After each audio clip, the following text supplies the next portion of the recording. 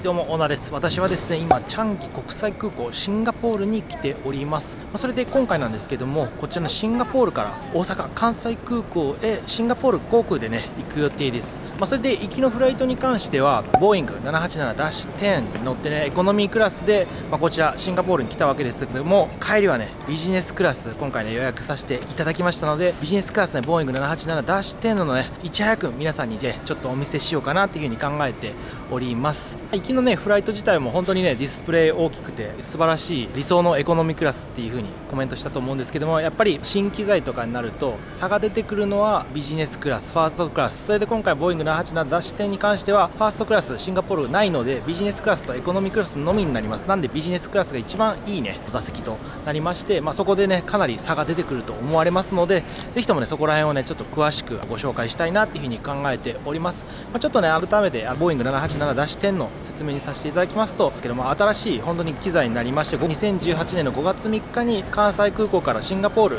までのこのフライト一部路線をね新しい機材にして、もう他のシンガポール航空しか今現在では持ってない機体となります。今まで ANA とかでボーイング787-9とかねはあったんですけども、このダッシュ10っていうのはね本当に今は限られたとこしか飛んでない路線になって、そこがなんとね関西空港はもうすでに飛んでいるというわけです。ちなみに成田空港とかも今後はね変えていく予定はあるそうなんですけども、今現段階では日本だと関西空港しか就航してないような感じとなっております。それでね私は今なんですけども、モルディブのマレからこちらのシンガポールにね実は朝に着いて、今ね夜なんですけど、今回は深夜のフライトになります。それでチケットをすでにもうねマレで発行してもらうことができたので、改めてシンガポール航空のカウンターでチェックインする必要はないんですけども、ビジネスクラスのねカウンターがどんなになってるかっていうのはちょっと気になっておりますので、それもね後で覗きに行こうかなというふうに考えております。ちなみにねこちら今シンガポール航空ね、日本線に関しては第3ターミナルチャンギ空港のね出発するんですけど、めちゃめちゃ綺麗ですよね。香港のね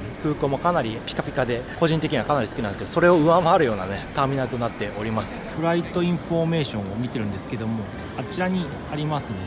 1時25分、本当に深夜ですね。大阪行きになります。シンガポール航空だと SQ618 便というね便名になります。こちらに乗って大阪に向かいます。今シンガポール航空のエコノミークラスのチェックインカウンターちょっと見ているんですけども、こんな感じでまずは自分でチケットをもうこう機械で入力して発券して、搭乗券ね、それで荷物預けある人はそこで預けてくださいみたいな感じになってますね。世界的に今はこれがもう流れになってきてますね。ビジネスクラスのチェックインカウンターに来たんですけど、こんな感じでさすがにねビジネスクラスのお客さんに関してはもう搭乗券の発券と荷物預け一緒に行うみたいな感じでね、人が少ないのですぐにチェックインできるような感じとなっております。あそこにはファーストクラスのチェックインカウンターあるんですけど、意外と普通、なんかもっと豪華でもよかったかなというふうに思うんですけどね。このチャンギ国際空港第3ターミナル本当に綺麗です。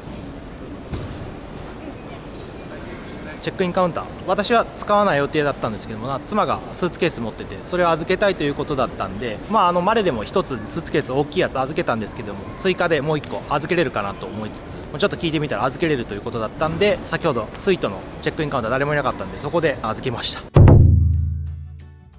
無事出国することができました。半年前ぐらいにねシンガポールのチャンギ空港実は使ったことありまして、その時もねすごい思ったのが、出国がねもう外国人であっても自動化ゲートを使うことができるので、本当にねすぐに制限エリア内に来ることができるんですよね。いや本当にねそれは素晴らしいチャンギ国際空港。それでね何よりねこのねルイ・ヴィトンとかもめちゃめちゃディスプレイかっこいいですし、こんな感じでもうめちゃめちゃ広くて綺麗で、空間も天井も高くて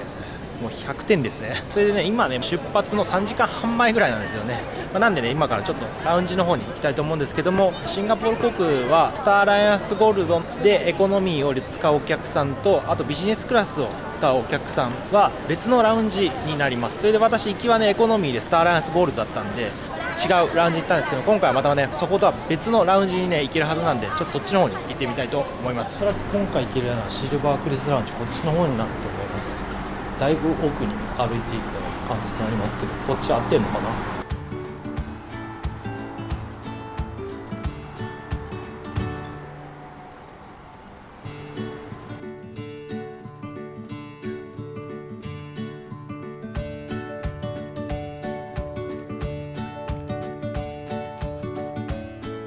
ラウンジなんですけど、ここで合ってました。ビジネスとファーストまた分かれてて、ビジネスの方来てるんですけど、こんだけねお客さんが夜にもかかわらず多いんですね。深夜便が多いということなんでしょうか。ちょっとびっくりです。これだけね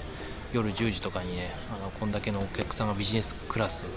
を利用されるわけですからね。なんかこれをスターライスゴールドと一緒にするともう溢れ返るんでね、やっぱりそれで分けてるって感じなんでしょうか。すごい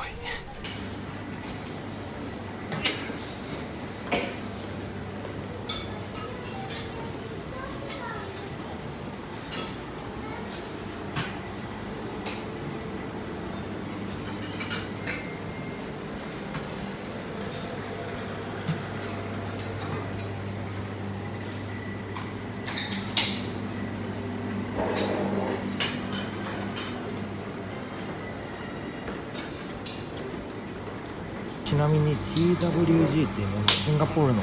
有名なお茶があるんですけど、高いね。こんな感じで、ここのシンガポール航空のラウンジにはこういったのもね飲めるサービスがあります。すごくかわいい。せっかくなんでちょっと TWG のお茶いただきます。バニラ味みたいな感じで、とても不思議な紅茶なんですけどねこういったのも、シンガポール航空のラウンジでいただくこともできます。結構だからラウンジは人いるんですけど、そんなにがっつりね、食べてる人はそんなにいない印象です。ビジネスクラスのお客さんだけなんで、やっぱり機内でのね食事を楽しみにしてるということで控えめになっているということなんでしょうかね。結構航空会社のラウンジってね、僕もそうなんですけども、がっつりね食べてる人とかもいるんですけど、多分多くの人はおそらくそういった人たちは上級会員でエコノミークラス乗る人みたいな。だからそれを僕そうなんですけども、だからちょっとそれがね、だから今ラウンジで一部航空会社では問題になってるもんなんで、だからやっぱりこうやってビジネスクラスとエコノミーで上級会員のお客さんっていうのは別にした方が、シンガポール航空のようにね ANA とか JAL は現状としては一緒にしてるので、分けた方が本当はいいんでしょうね。そのうちそうなるんじゃないですかねと思います。今からラウンジ出るわけですけども、ちょっと僕らが入ったところはどっちかというと裏口みたいなところでね、こっちが正門のようですね。それでめちゃめちゃここはねシルバークリスマスが書いててかっこいいです。はい、というわけでちょっとねまだ早いんですけど、空港ちょっとブラブラしようかなというふうに思ったんで今出てきまし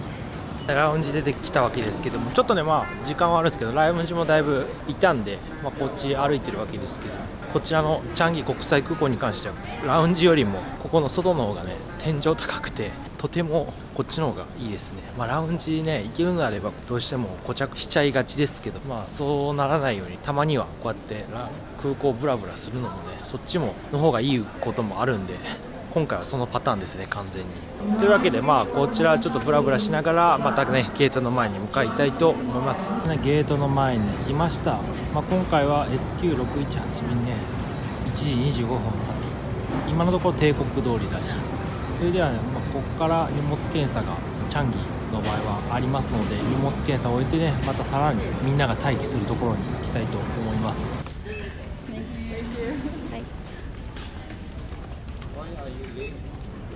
ありがとう。荷物検査と搭乗券の確認はもう終わりまして、ここで機内に入るアナウンスを待っとくという感じになります。あちらにあるのが今回私たちが乗るボーイング787-10と思われます。暗くて見えづらくて申し訳ないんですけども、あちらがおそらくそうだと思います。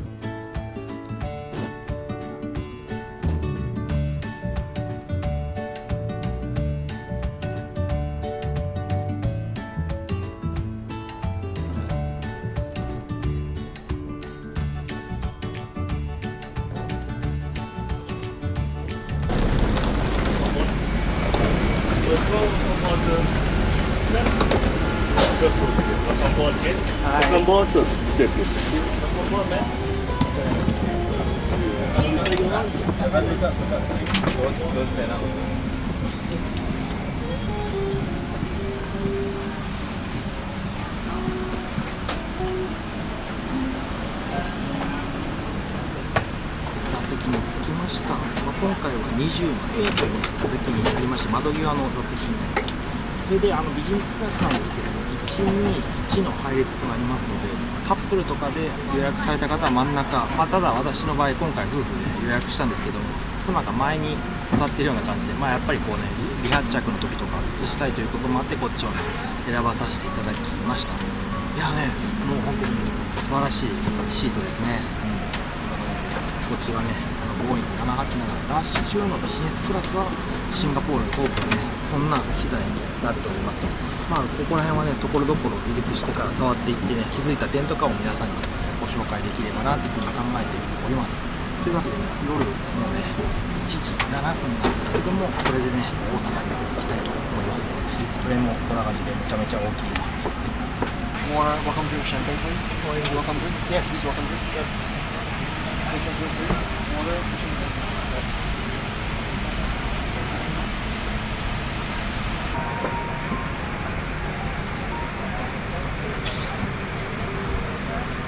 Thank you.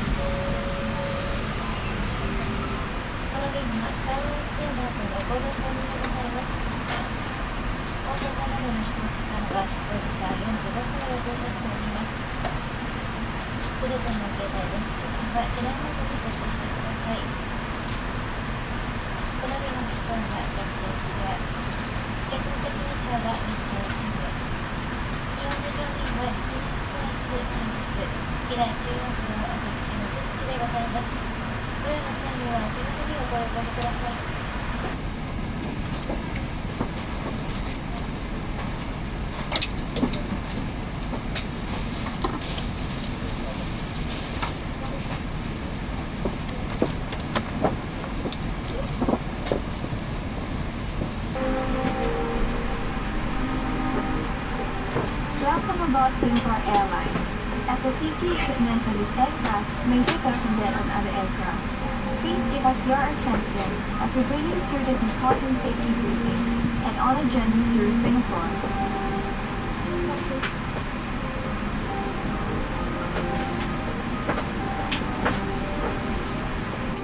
If you're in business class, pull the shoulder strap to fasten your seatbelt. To unfasten, lift the metal flap.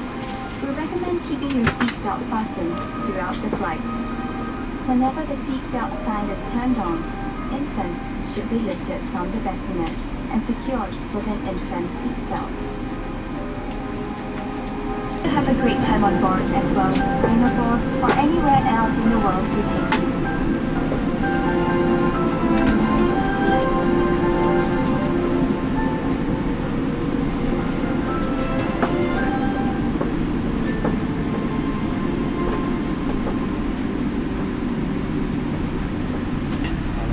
ウェルカムドリンクとかいただきまして、せわしない出発と、なっている次第なんですけども、とりあえずこれで大阪に向かいたいと思います。ビジネスクラスいいですね、やっぱりね、新しい機材のことは。行きのフライトエコノミークラスでボーイング787出して乗ったんですけども、結構ね、動画アップして質問いただいたのが新しい機材ってなんか独特の匂いとかね、新車新しい車みたいな感じで匂いがするんですかみたいな質問をいただいたんですけども、これも間もな定期運行されて1週間ぐらいしかない、本当に新しいものなんですけども、正直そんなに別になんか新しい、ね、車の匂いがするとかそんなのはないですね。普通の飛行機の、匂いみたいな、ね、感じがします。ただなんかちょっとここら辺とか匂うとね、なんか新しいような匂いがするような感じがしますね。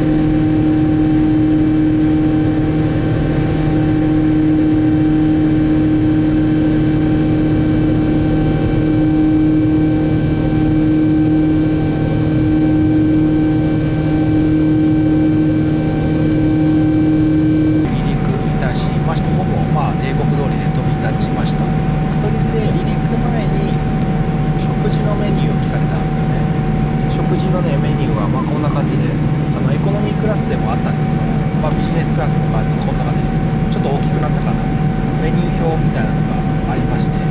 それで今回なんですけど、ご飯1回出る予定なんですよね。それで離陸した直後に食べるか、着陸の2時間前に食べるか、どっちかを選んでくださいみたいなことが書いてて、実際にそれをね聞かれました。夜の1時50分になりますので、離陸直後だと、なかなかもう眠たいって感じの人も多いと思うんで、それだと着陸直後に食べる方がいいですよね。そういったことを考慮して好きなのをね2パターン選べるみたいなね感じになります。それで今回私は離陸直後、それで妻の方は着陸の前に食べるような、チョイスいたしました。ちょっとね私もお腹減ってきたんで、和食をちなみにね今回頼んでみたんですけども、どうですかね、楽しみです。こちら今暗い状態なんですけども、一番目についたのがこの照明ですね。こんな感じでこうやってすると3段階でつけることができるみたいなね、細かい調整がすることができて、ここを押せば消えるみたいな感じで、非常に分かりやすいですね。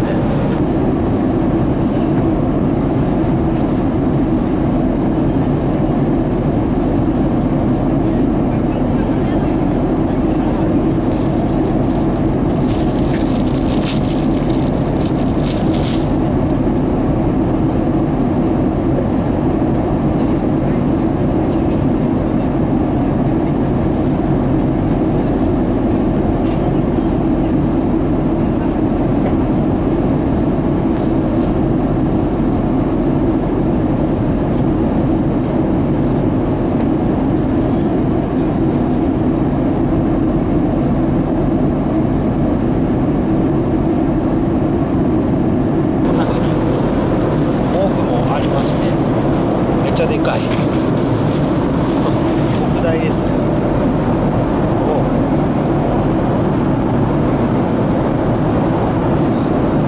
枕ももう家の枕ぐらいでかいです。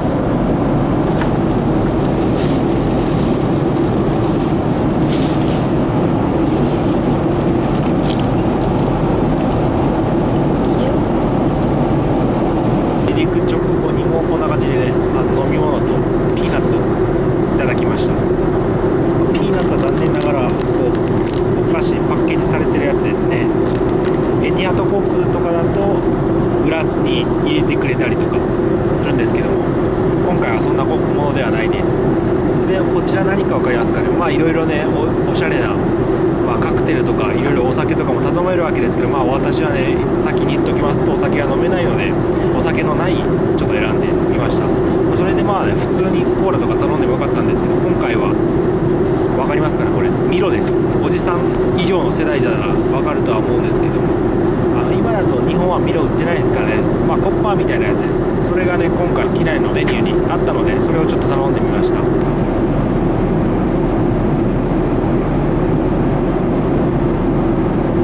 めちゃめちゃ懐かしい味ですね。飛行機の中ってすごい寒いんで温まりますね、めっちゃ。テーブルの出し方についてなんですけど、これはすごいいいですね。もう横から出すんじゃなくて前から出してくれるような感じになって、こうしたらこれ直感的ですごい分かりやすいですよね。なんで今からねこの機内食私は食べます。機内食がやってきました。楽しみです。では中をね早速開けてみましょう。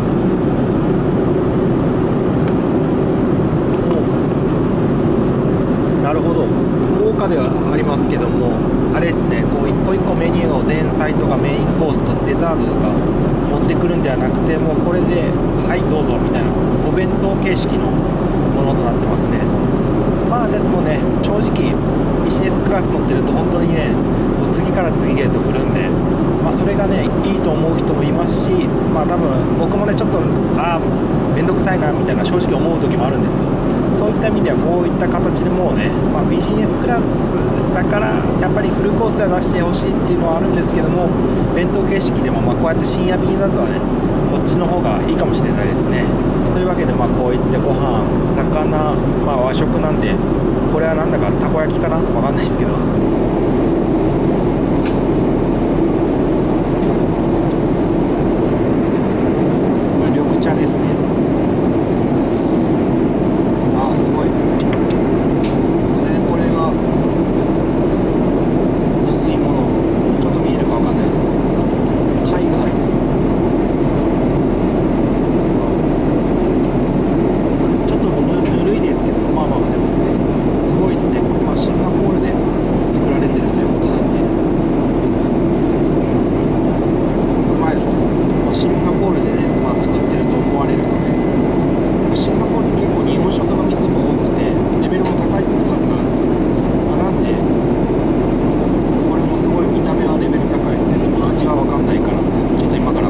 チェックしてみようかと思います。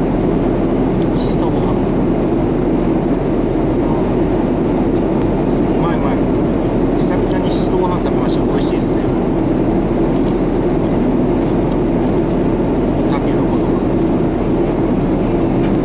の魚ですね。ちょっと何の魚か分かんないな。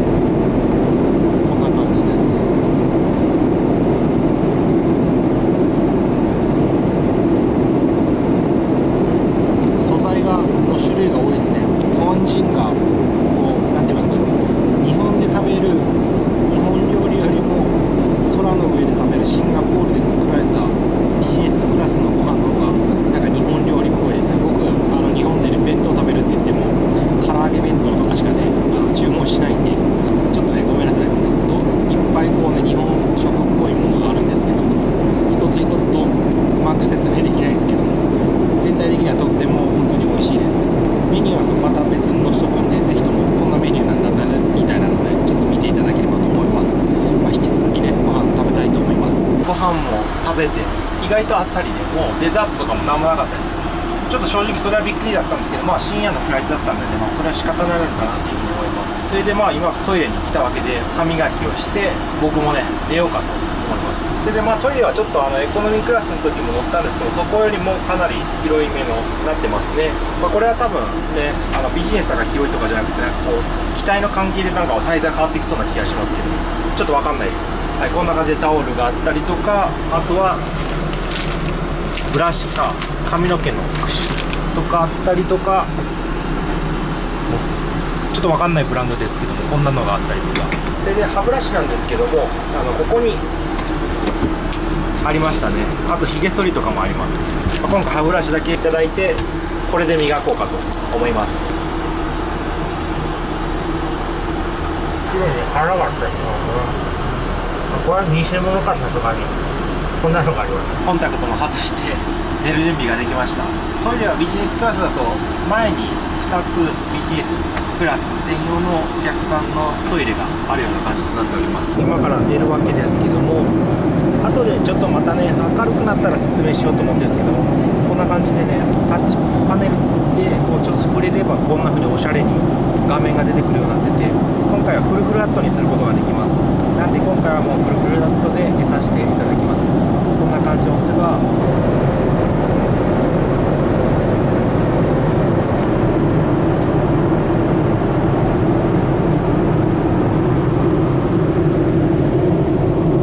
今完全にフルフラットになった状態になってます。この個室感は半端ないですね。もうここは周りがねこんな感じでもう完全に覆われてるような頭がね感じになりますので、もうほぼ半個室みたいな感じになってて、ネットカフェみたいなね環境で寝ることができます。横の人は全く気にならないです。それですごい防音みたいな感じになっててね、音もシャットダウンされてて素材になってるんで、本当にこれだとぐっすり寝ることができると思います。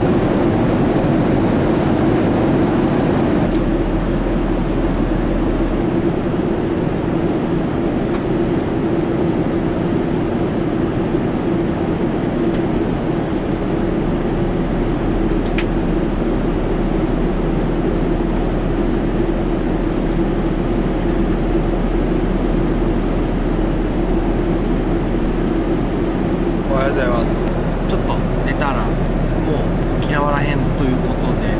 もう本当にね完全横になれるっていうのは本当にでかいですね。溶けますね本当にね。なんで本当はねもっと寝たかったんですけど、ちょっとね、明るくなったんで改めて機材の説明をいろいろねしようかなっていうふうに思います。それでここでまずライトの調整をこんな感じですることができます。それでねライトここだけじゃないんですよ。もう一方こっちにあるんですよ。それどこにあると思いますか？ここなんですよ。こ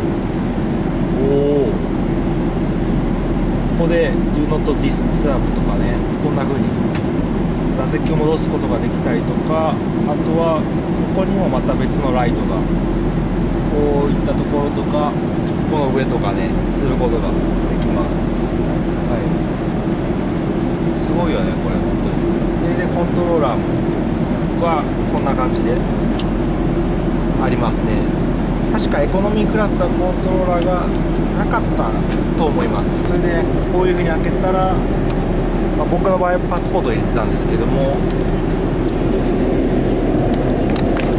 ヘッドホン USB が2つ、コンセントが1つみたいな感じとなっております。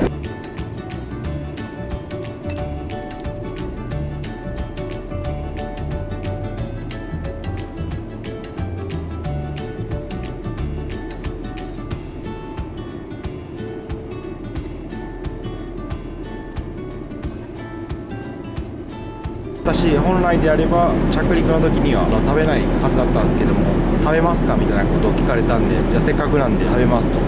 いう風に言ってもらってね、コンチネンタルの朝ごはんをね用意してもらいました。おそらくビジネスクラス乗ってますけども、本当にねもう出発がだから夜の1時25分で到着が朝の7時とかなんでね、本当に食べない人もいるんでしょうね。余ってるんでその分をいただけたということでしょうか。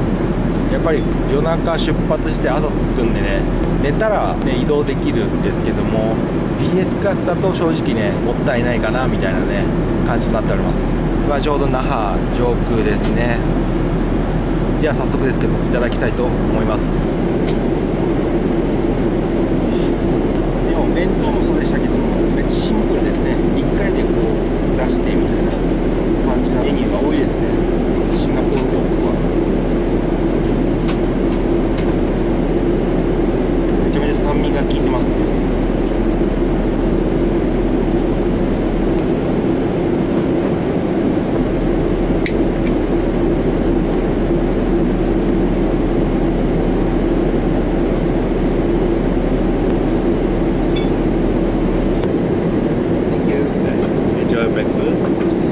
シンガポール航空の男性スタッフの方は、今回の方は特に親切にしてくださってますが、ちょっといっぱいなんですけどもね、勧められちゃったんで食べようかと思います。今回のシートをちょっと改めて見ようと思うんですけども、乗ってみて改めて気づいたのが、窓際の席って言っても2パターンあって、僕みたいに通路側にある席と前、妻なんですけども、通路側にある席はこう交互になってるんですよね。なんで妻の席の方がもっと窓際にあるんで個室感があるのかなっていうふうに思いますね。僕のはどっちかというと通路側にあるんで、なんかねプライベートな空間がちょっと妻の席よりも少ないのかなっていうふうに思うんですけどもね。それで飛行機を離陸する時も妻の席の方がしっかり見えることができますし、もし取るのであればそっちの方がいいのかなっていうふうに思いました。それはね全然窓際の席取ったっていうふうに思ってたんですけども、その違いがあるとは乗ってから気づきましたね。でもね、もうかなり個室感みたいなのがあって、横に人はねいて、もう今日は多分ビジネスクラスがほぼ 100% の乗客率だと思うんですけども、全然気にならないです。声も全く聞こえないですし、そう本当に個人のプライベートな空間をここで作れてるような感じがしますね。それでちょっと奥のに大きい乗客の方がいらっしゃるんですけども、その方は結構ねこの枠からはみ出てるんでね、ちょっと身長が多分190センチとか、白人の方とかねある人は横見たら目が合うようなことがあるとは思うんですけども、僕みたいに170センチとかそれぐらいであれば、横見たらほとんどもう隠れてるような状況なんで、横の人と目も合うこともほとんどないのかなっていうふうに思いますね。でもやっぱり真ん中の席は敷居がねあるだけなんで、1人で2列の席を誰かと座るとちょっと僕の座ってる席よりかはプライベートな空間がないのかなっていうふうには思いますね。ただここ敷居も調整できるんでね、例えばカップルで座った場合だとその敷居下げて喋りながら乗るっていうこともできます。それでちょうどね、私モルディブからシンガポールまでこの機種の前の機種であるエアバス330-300にね乗ったんですよね。それのビジネスクラスに。それはね222の座席になってて、やっぱり222なんで、1人で乗った時だともう本当に横にいるような感感じでビジネスクラスであってもねエコノミーと一緒で、そうプライベート感が全然なかったんですけど、これであればまあ一人で乗る人でも本当にね快適に移動できるんじゃないかなっていうふうに思います。そのエアバス330の動画については撮ってますので、ぜひともちょっとここで流すんでね見ていただければと思います。これで違いっていうのは分かると思います。この動画はボーイング 787-10 と比較するために撮っております。こんな感じで今ちょうどねボーイング 787-10 の前のモデルである機種エアバス330にちょっとねマレーからシンガポールまで乗る機会があったので、次にね乗るわけですけども、その787にね横の敷居はこんな感じになってるので、とてもね、プライベートな空間が例えば僕一人で乗ってた場合、今回は妻となんですけどもね乗ってた場合だとあんまりないみたいなね、ビジネスクラスでもあと座席の配列は222となりますので、一人席っていうのは全然ないような状況となってて、前の機種はこんな感じでちょっと全体的にね色味とかも古いようなデザインとなっております。こんなねなんかよくわかんないやつが入れ物があんまり見慣れないようなやつがあったりとか、今ではねそれでこんな感じでリクライニングもこういう風にあって、もちろんねこんな感じでねリモコンも複雑なものだって直感的ではないような作りになっております。昔のタイプですね。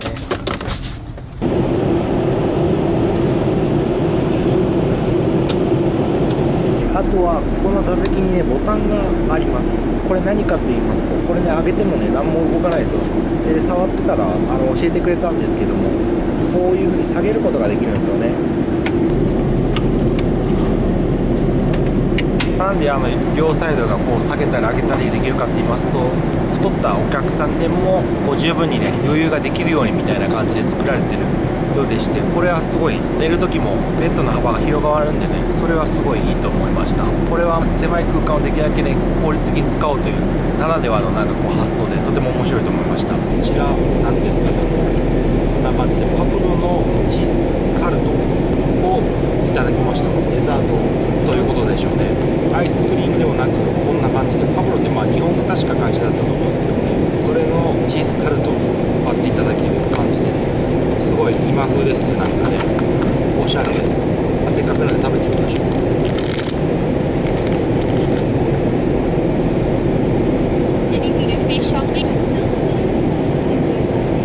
うまい。残すところあと40分ほどの飛行となりました。飛行機は徐々に高度を下げ始め、最終の着陸態勢へと入ってまいります。皆さんの大阪ご到着時刻は現地時刻の午前8時20分予定でございます。なおご参考までに日本とシンガポールの間には1時間の時差があり、ただいまの日本の時刻は午前7時39分でございます。到着地の天候は曇り、気温は13度と報じられております。今気づいたんですけど、こうすれば鏡がありますね。なんで離陸前とかねこうやって髪型をチェックすることは、ただちょっとこうしないといけないんで、もっと座席を倒せば見れるか、こんな風なものもあります。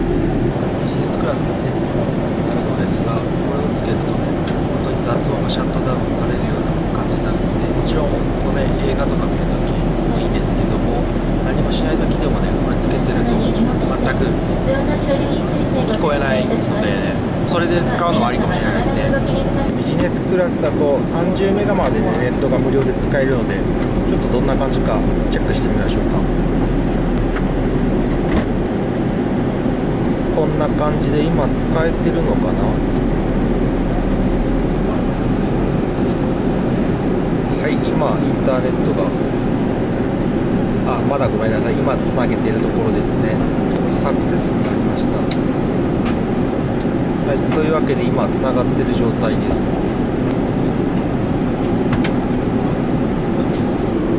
ちゃんとつながってますね。なるほど。30メガなんでねすぐに切れるとは思うんですけども、使えるのはめちゃめちゃありがたいですね。というわけでこんな感じでつぶやいてみましょうか。せっかくなんで。をちゃんとつぶやくことができましたね。スピードもこんな感じで、これが正しいかわかんないですが、空の上なんでね、まあある程度ネットサーフィンできるぐらいの速度は十分に出せます。でもう着陸態勢に入るということなので、シートベルトを締めました。もう本当にこれは車みたいなシートベルトですね。ちょっと違和感あるんですけども、こっちの方が安定して安全ってことなんでしょうね。ちなみに新しい機材に乗るっていうのはね、基本的には料金も特典航空券であればマイル数も変わらずに予約することができるので、それであればね、やっぱり新しい機材で乗った方が絶対いいですよね。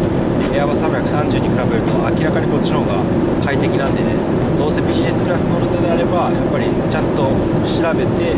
乗るっていうことをねした方がいいですね。航空会社もどんな機材を使うかっていうのは事前に情報っていうのはありますし、ネットでググれば出てきます。その SQ618B とかね検索すれば。ただ機材変更っていうリスクもあるんで、そこはねちょっとね気をつけないと、気をつけてもどうしようもない話なんですけどもね、そういったリスクはあるんですけども、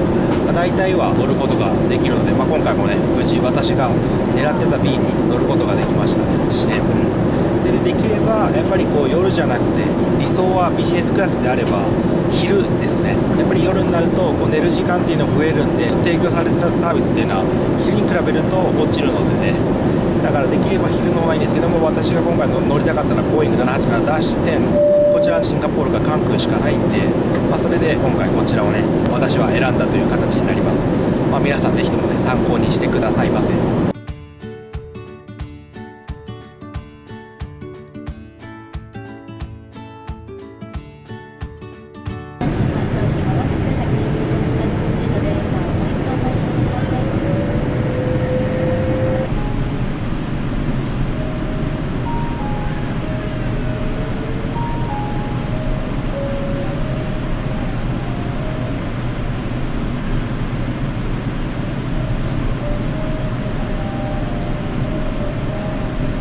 今から着陸なんですけども、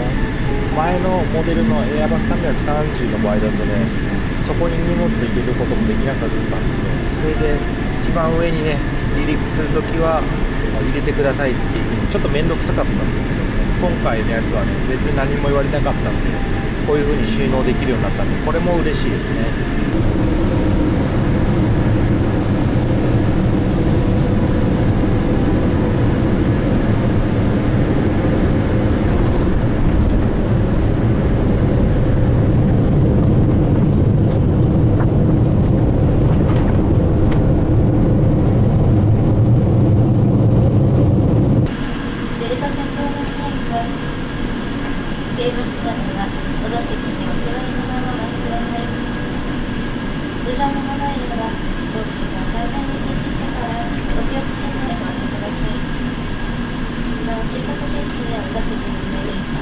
お忘れ物のございませんようご確認ください。皆様ご搭乗ありがとうございました。この次もどうぞスターライアンスメンバーシンガポール航空をご利用くださいますよう乗務員一同心よりお待ちしております。関西国際空港に到着いたしました。いや、あっという間です。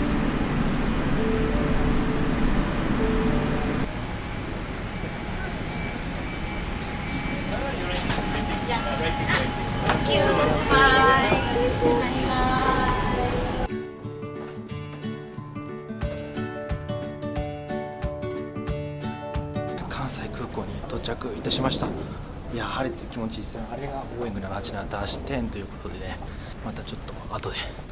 話したいと思います。はい、改めて関西国際空港に到着いたしました。もう本当にね、あっという間のフライトで6時間40分だったんですけども、ビジネスクラスだとね